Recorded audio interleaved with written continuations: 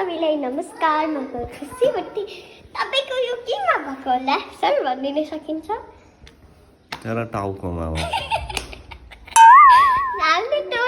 टाउकोमा भएको त देख्यौँ किन यस्तो भएको भनेर सोधेको बुढीले झचरा हानेको आयो रे मा तपाईँ धेरै नजिस्किनु म यो मिडिया न्युजमा हाल्दैछु भन्नुहोस् त सर कहाँ के बुढीले भएको डाडुको झचरा कतिवटा डाडीको झट्टा हानेको भएको बुढीले साह्रै गाउनु भयो एउटा डाडु थियो एउटैले हान्यो अनि यस्तो साह्रो त हुँदैन होला एउटा डाडुले तेलमा चोबिरहेको डाडुले हान्यो साँच्चै तेलमा चोबेको डाडुले यस्तो हुन्छ र हेर्नुहोस् त गाइस कस्तो हुन्छ त यस्तो नभए तेलमा चोबेको त सानो सानो सानो थोपा हुन्छ र एक ठाउँमा मात्रै हुन्छ फोका फुटेपछि ठुलो हुन्छ नि त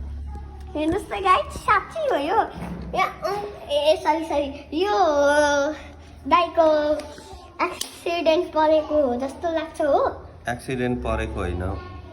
के भएको त तपाईँलाई बुढीले कोतारो कि त बुढीले बुढीले तातो तेलको डाडु चोबिरहेको थियो झचरा हाने Oh no! नमस्कार भनिदिनलाई र सबै नमस्कार हो म हो अर्जुन भुसाल